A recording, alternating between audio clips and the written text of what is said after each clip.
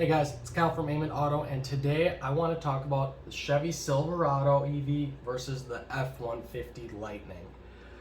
The reason I want to talk about this is because this is a market that's gotten way more interesting than I actually anticipated. I actually underestimated what these vehicles mean to the industry, and so that's why I decided, as I've seen these sales numbers and reservations numbers start to tick up into the hundreds of thousands, I thought I'd do a good comparison on these two and why ultimately I think the F-150 is poised to be the better EV truck right now for current market conditions. And I'll start right off the bat with styling. I think it's the thing everyone wants to talk about. I think it's the thing that draws the most attention. And so I'm going to start off with this Silverado EV. Now this thing looks awesome. There's no denying that. But I also think it's a little of an alienating look. Now some people say that's good. I have heard non-truck people who've never bought a truck, will never own a truck, and never plan on buying one, who have said they like this. This looks very different. It doesn't look like a truck. A lot of people say, oh, trucks look the same. And I get that. This thing looks totally different. You look at it, and it looks like nothing people have really seen before. It stands out. And I think that is a good thing for Chevy. People are talking about it, word of mouth is great. That being said, I think it's too alienating. As I just said, the key word there is non-truck people. People who aren't going to buy this anyway. It's almost drawing attention from the wrong segment. And I think that's why the Silverado EV, or part of the reason why, has 60,000 less reservations. The Silverado EV has about 160,000 or 140,000, reservations, while the F-150 Lightning is over 200,000 reservations. And that's why I want to talk about this. I think this admittedly looks a lot more boring. I'm a truck guy, I like trucks, but that being said, this looks like an F-150. If you didn't know this was an EV, you probably wouldn't know. This light bar is kind of a giveaway, and possibly the charge doors, but I would argue most people would see this and just think it's the new F-150. But I think that's a good thing, because I think Ford sells about 900,000 F-150s a year. They have been the number one selling vehicle in the United States, I believe, since the 70s. So why would Ford want to mess with that? They're currently making boatloads of cash off of this vehicle, selling almost 1 million per year. I didn't think Ford wanted to take too many risks here. I think they're like, let's just keep building what we're building, and we're going to make one electric. I think that is brilliant. I think that is the way to push EV adoption in this country. A lot of EVs right now, electric vehicles, look like science experiments. They look like really high-tech, forward-thinking products, and I think that's good. I like that companies are moving the bar with design. Electric vehicles have a lot of interesting design things that normal cars cannot do because of space limitations. But I think at the same time, the largest segment is a truck buyer in this country. And I think that Ford's done a very good job saying, we're just building an F-150. And we're going to happen to make it electric. And I think that's why this has over 200,000 reservations. I think a lot of people are they look at it and they're like, yep, that's a truck. It's inoffensive. It doesn't alienate anybody. And a lot of people who buy trucks just want a truck. They don't want something that looks super edgy or super out there. They like what they've always been buying. And that's why I think Ford was like, we're going to play it a little safe here. And we're just going to shove a bunch of batteries in. I think that's going to lead me to my next point is this is an F-150. It's an F-150 Lightning, which means it's a trim level of an F-150. That means, these doors, the mirrors, the sunroof, this is all F-150. You can go into a parts catalog, order an F-150 door, for example, and it would fit on any of the F-150s. Same with the hood.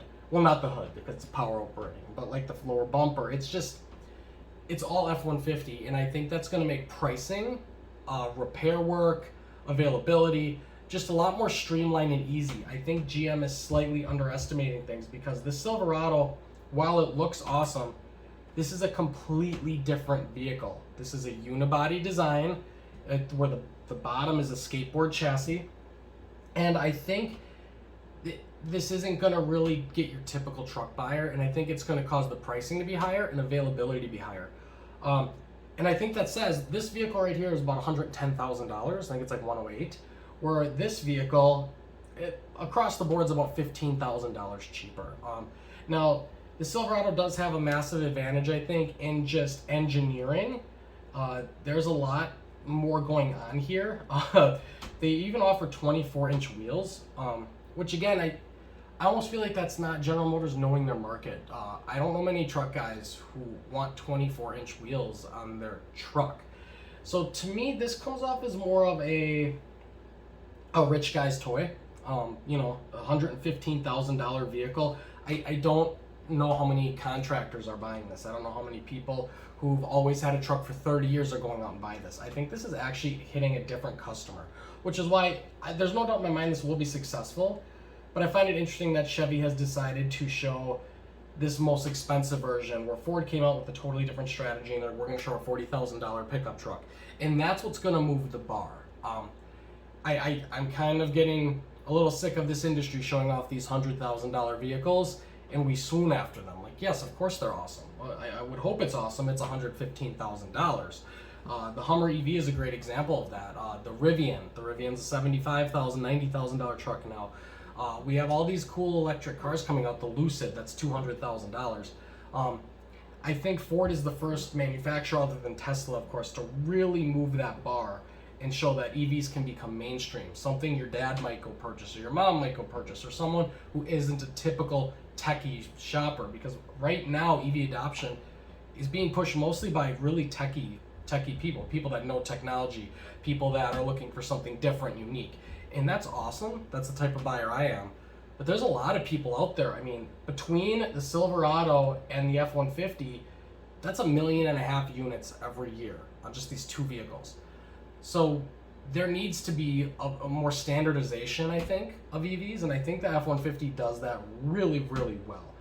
That being said, I noticed when these came out, it seemed like this one almost got talked about more. And like I said, that's because Chevy just splashed the industry with this totally radical, cool-looking design. 24-inch wheels. It almost, looks up here. It looks like the Avalanche with how that aerodynamic pillar is integrated. And I think that was actually a missed opportunity by Chevy. I think this name, Silverado EV, is very boring. Would you rather have an F-150 Lightning or a Silverado EV?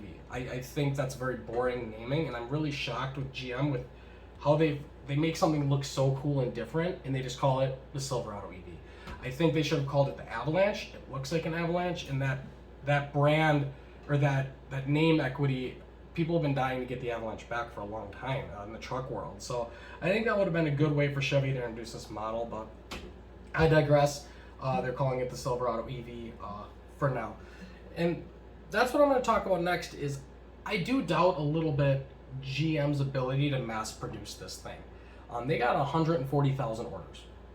So this has 200,000, and right now these are on dealer lots. I just saw one on a dealer lot about 2 weeks ago in my local dealer. These are available right now to purchase.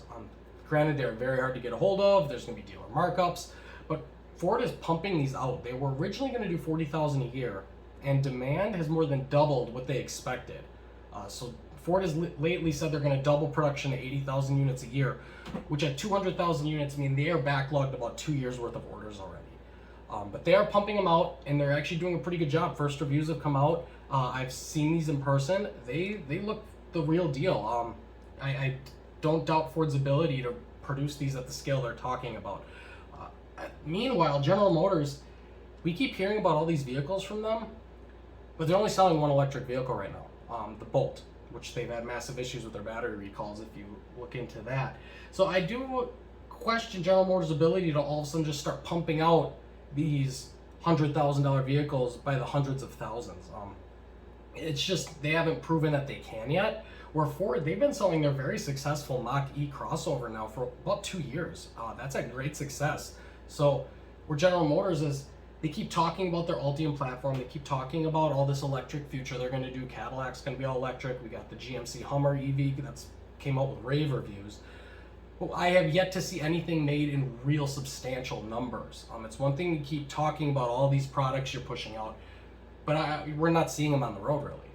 Where Ford, you see a Mach-E, I see them almost every day now when I drive. So I do think Ford is better poised here to actually push this market and take it. The electric truck market's really heating up. I want to just go on a little bit of a tangent there. Part of the reason I want to make this video is, like I said, I underestimated this segment. And I hear a lot of people talking poorly about electric trucks. You have those guys saying, it can't tow my $20,000 fifth wheel up the mountain in the freezing rain, and this isn't the vehicle for you. It's no different than if you're complaining that a Corolla can't go 250 miles an hour, so you're going to buy a Bugatti. This isn't the tool for you. There is multiple surveys out there, survey after survey, you can look this up, that about 80% of truck buyers don't tow anything in an entire year. So there's a lot of guys out there that just want a truck, but that doesn't mean they want something that gets 15 miles per gallon, 16 miles per gallon. You can buy now one of these and you can charge it at home, and every morning you wake up with 320 miles of range. I think that is the market that this is going for. And that is a bigger market than a lot of people realize. Yes, if you need to tow your boat 1,000 miles twice, 3 times a year, this probably isn't the vehicle for you.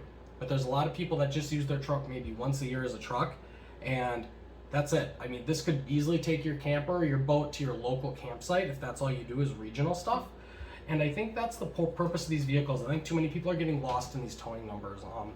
TFL Truck just did a tow test where this actually could only get about 100 miles towing 10,000 pounds. So yes, these vehicles are flawed, but the sales numbers don't seem to care. Like I said, between these two vehicles, we're talking 340,000 sales, reservations. That does not include the Rivian. That does not include the Cybertruck, which God knows whenever we'll see that come out.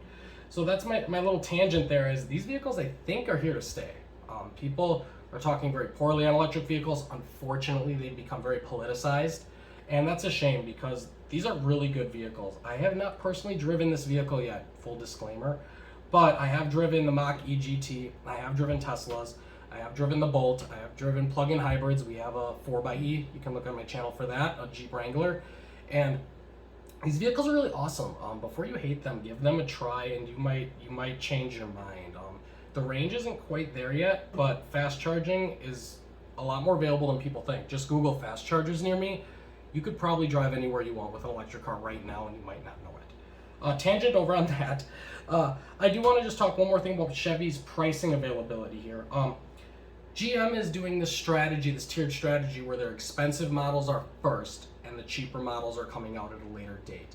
I think it's very obvious that General Motors is doing this because they are anticipating battery prices to continue to drop over the next couple years. I think that's going to backstab Chevy a little bit. It's going to not work out very well for them because F-150, you can buy the Pro model or you can go buy the Platinum model right now. So you're getting everybody into this pool right away. Where if you're just an average guy who wants, say, a $70,000, $60,000 pickup, you don't even have an option from GM for probably till 2025. I mean, that's 3 years away. So a lot of people who might be wanting an electric truck, General Motors is just putting out these big profitable versions first, where I think Ford is like, all right, we're gonna sell some of these at very slim margins, but we're gonna try to take market share. And Ford already is number one. And so I think a lot of people are gonna get an F-150 Lightning just based off the fact that there's availability. I don't know how many people will wait 3 years to get a Chevy over a F-150. I just don't think brand loyalty, while in the truck segment is the highest in the industry, is that high that people are going to wait 3 years just to get something affordable. Well, right now you can go and order one of these suckers. So that's my take on this. I think the F-150 Lightning is poised to be the better successful electric truck. It is more compromised. It's a ladder frame under here, and batteries have essentially been shoved in. I get that. You have the Ultium platform on the Silverado. It has 400 miles of range, and that is more range than the F-150 Lightning. But again, this truck costs $15,000 more. I think the Lightning has enough range at 320. I think it has a better price, and I think there's better availability. And ultimately, at the end of the day, it's about availability, pricing, parts availability. That's going to push this car to be more successful. And as an industry analyst and just a car enthusiast, I think this vehicle is going to do better to move the bar for the industry. We need more vehicles like this that are just normal cars that happen to be electric. All the science experiments and techie fun cars are cool. Don't get me wrong, I love them all. But if we want your grandmother or your uncle who doesn't even own an iPad to go buy an electric vehicle, they have to be a little more grounded in reality, which I think this vehicle right here does a great job of doing. This is definitely going to get new audiences into the truck market. I just don't think it's going to be as much of a splash. But either way, it's going to be a very interesting race to watch here. Chevy and Ford have been going at it in the truck market for decades now, and I think that's just going to continue, and I'm really excited to see what the future holds. If you guys have any questions, please post a comment down below. I'd love to hear your thoughts. Which vehicle would you rather have? If you had the money and you were ordering a truck today, would you spend the extra money and get the Silverado EV with its more range, more horsepower, a little more techy, and the 24-inch wheels? Or would you get the more standard? Are you more subdued? Would you just want what's currently available, it just happens to be electric? Let me know in the comments below. Thank you guys for watching. Catch you in the next one. Peace.